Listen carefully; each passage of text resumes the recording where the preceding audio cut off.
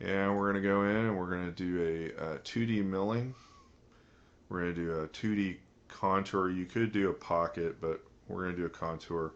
We'll have some slugs probably drop through.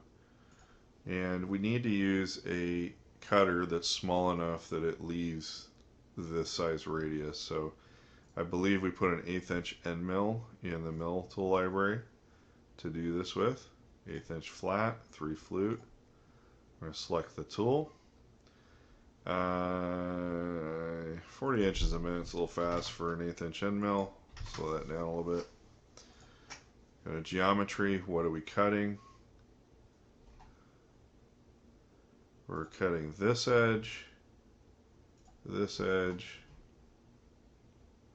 that edge. Okay, we're cutting down to that profile. Tangent propagation's good. On our heights, we're going from stock top. That's fine. And we're going from, set that at stock top. It's being conservative to make sure that we're not wrapping inside the part. And then our top of our cut is actually going to be from selection. And we're going to pick the top of our cut, which would be the floor of the recess from this point of view. And we're going to cut down to the contour, but we're again going to go -0.01 to make sure our cutter goes all the way through.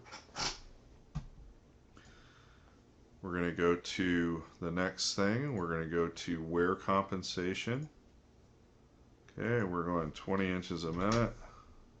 And we do want to do roughing passes, which pops up some new windows up here at the top.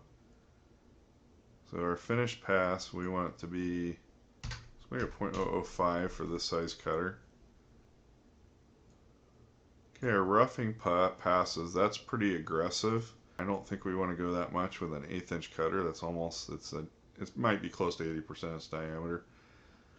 But I'm going to say we want to do, for this, because we have a slug coming out of the center, I think we're going to go 0.03 is our roughing passes, and I want to do 2 of them.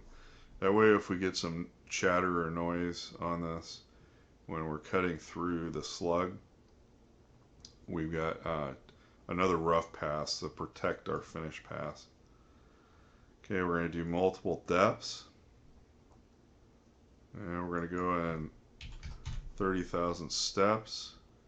The bottom we don't need a finish cut.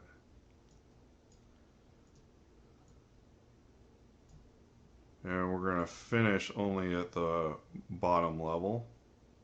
We're going to use even step downs.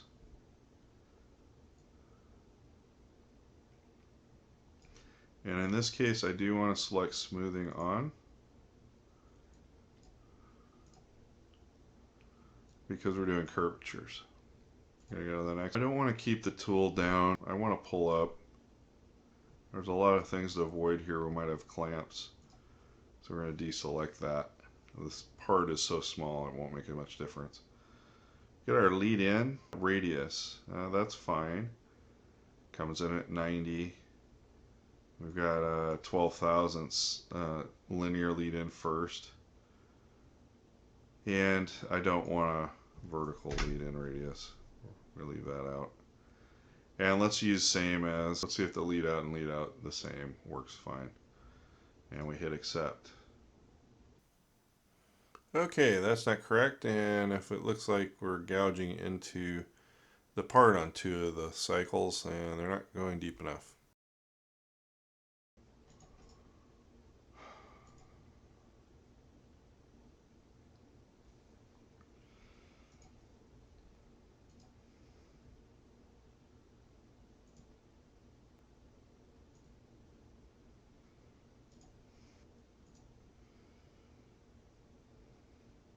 The first time through, that might give you the same thing. I selected the wrong direction, so your initial selection points on the profiles, and 2 of them were backwards, so you might have to toggle those. But as we go through, we've got, it looks like we got 2 rough cuts, and at the end we're finishing the sides at the full length of the end mill. which for this cross section should be fine. We got arcs in and arcs out, but just be realized that you're going to have a sliver of material here that will fall out. And sometimes that can break small cutters like this. So maybe something that you think's going to work, but then you have to change your approach part of the way through. But that slug should break through on this first rough cut, and then we come in with a second rough cut. It'll clean up the edges, and then our final finish. Okay, so if we were to simulate this,